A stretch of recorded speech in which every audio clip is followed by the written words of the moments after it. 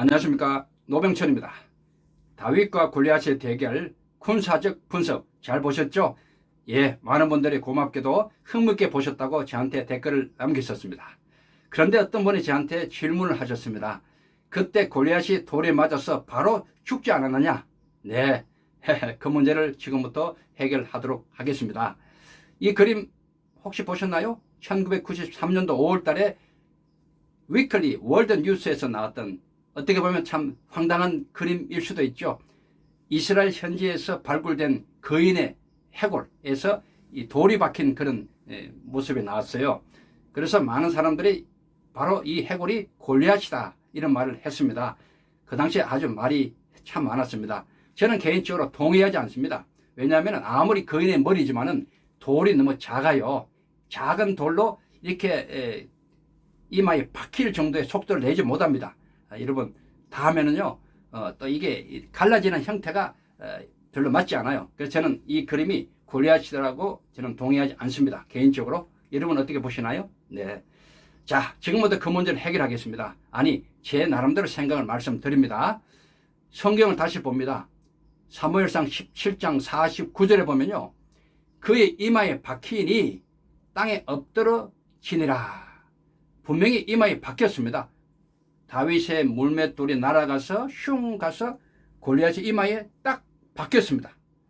영어로 보면 sank into, 예, 함몰됐다는 거죠. 안으로 이렇게 된 상태죠. 쑥 들어간 상태, sank into. 그리고 골리앗이 어떻게 넘어졌는가 하면 뒤로 벌러덩 넘어지지 않고요, 앞으로 그대로 넘어집니다. 꼬꾸라지는 거죠. 앞으로. He fell face down on the ground 돼 있어요.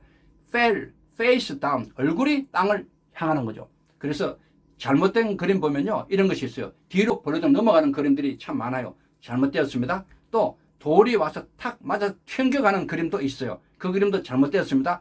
정확하게 표현하면요, 돌에 맞아서 이마에 박힌 채로 앞으로 넘어갑니다. 앞으로. 이것이 정확한 그런 장면입니다.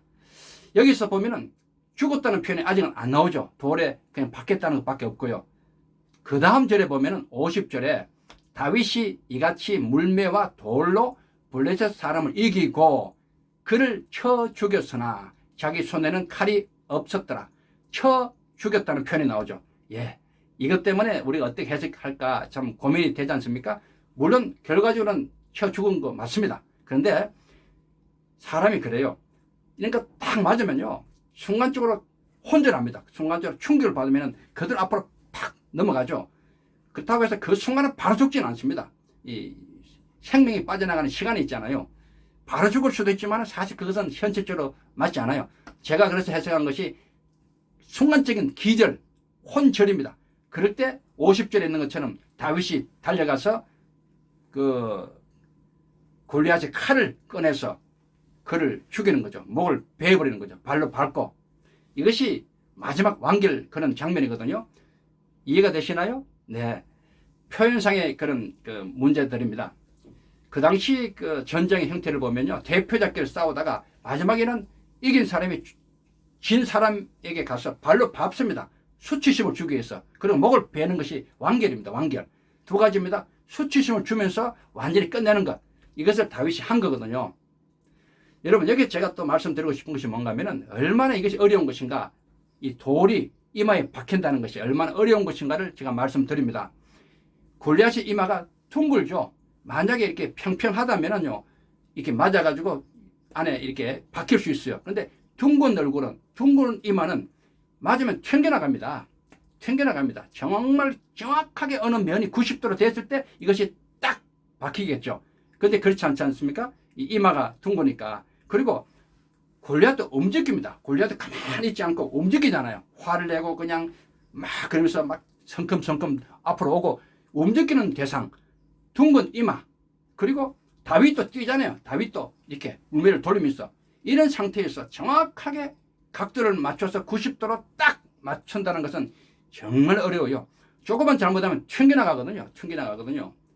여러분, 총알은 얼마나 빠른지요? M16 소총의 나가는 속도는 초당 약 945m입니다. 권총은 약 300에서 400m 속도로 날아갑니다. 비록 작지만은 속도 때문에 어떤 각도라도 사실은 뚫려버립니다. 관통이 가능해요. 어떤 각도라도. 그런데 물맷돌은 그렇지 않잖아요. 이것은 속도가 있지만 약해요. 아무리 빨라도. 그렇기 때문에 이 각도가 엄청 중요하거든요. 박히려면은. 그런데 이 물맷돌도 보면요, 약 5cm 정도라고 저는 보거든요. 대략 이 크기입니다. 너무 작아도 힘을 못 받아요. 속도가 나도. 너무 커도 이 속도가 또 안 나잖아요. 무거워서. 그래서 이 5cm 되는 이 물맷돌이 날아가서 정확하게 움직이는 대상, 또 둥근 이마에 정확하게 90도 각도로 탁 꽂히려면 엄청 힘이 듭니다. 이 불가능한 그런 확률입니다. 골리앗도 고개를 숙이고 있잖아요. 그죠? 키가 크니까. 다윗이 뛰어가면서 그 각도를 맞추면서 딱 간다는 거. 이것은 물론 다윗이 잘했지만은 결론은 한 가지입니다. 하나님이 해 주셔야 가능합니다. 이해되시나요? 네.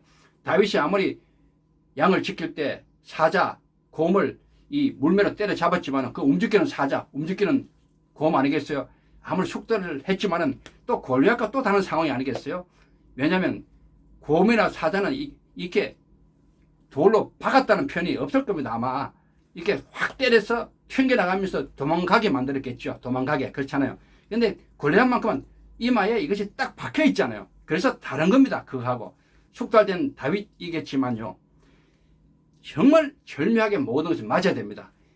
움직이는 그런 모양, 또 이마, 또 다윗이 달려가면서 또 돌리면서 거리를 맞추고 가장 적절한 최고의 파워를 내는 그런 거리가 있잖아요. 그것도 맞추면서 이마에 딱 박게 하기 위해서는 엄청난 여러 가지 요소들이 정확하게 하나로 일치돼야지 비로소 박힐 수 있습니다. 결론, 이것은 하나님이 해 주신 겁니다. 여러분 동의하시죠? 네, 맞는 순간에 골리앗이 기절했느냐 죽었느냐가 중요한 것이 아니고 사실은 그 맞추고 돌이 이마에 박히는 그 상황이 이것은 기적입니다. 기적. 그래서 저는 개인적으로 성경은 기적으로 가득한 책이다 이렇게 말합니다. 우리 인간의 상식으로 다 이해되는 그런 성경이라면 저는 믿을 이유가 없어요. 기독교 마찬가지 아니겠습니까? 상식적으로 믿을 수 있는 내 머릿속에서 그냥 생각하는 대로 믿을 수 있을 정도라면, 그런 수준이라면 굳이 기독교 믿을 필요가 없는 거죠. 예를 들어 창세기 1장 1절 태초에 하나님이 천지를 창조하시느니라. 하나님이 태초에 천지를 창조하셨대요. 그거 어떻게 믿어요? 말도 안 되잖아요. 그러나 그것이 믿어야 됩니다. 그것이 기적이잖아요. 기적. 또 홍해가 갈라져요. 지팡이를 들고. 어떻게 홍해가 갈라집니까? 그것이 기적이거든요. 그 실제로 일어났거든요. 또 동정녀의 몸에서, 동정녀 마리아의 몸에서 성령의 힘으로 예수님이 탄생합니다. 말이 안 되잖아요. 그러나 그것이 이루어졌습니다. 그것이 기적이잖아요. 또 예수님이 십자가에 돌아가심으로 우리 모든 죄를 사하여 주셨어요. 말도 안 되잖아요. 어떻게 한 사람이 십자가에 죽음으로 죄를 사할 수 있어요? 그러나 그것이 맞거든요. 그것이 기적이거든요. 이같이 성경은 다 기적의 그런 사건들입니다. 그것이 우리가 믿는 이유이기도 하고요. 다윗과 골리앗의 이 대결도 마찬가지입니다. 어떻게 그렇게 절묘하게 모든 것이 일치돼가지고 딱 이마에 이 돌을 딱 박느냐? 기적이거든요. 하나님이 하셨거든요. 저는 이런 결론을 내립니다. 여러분 감사합니다.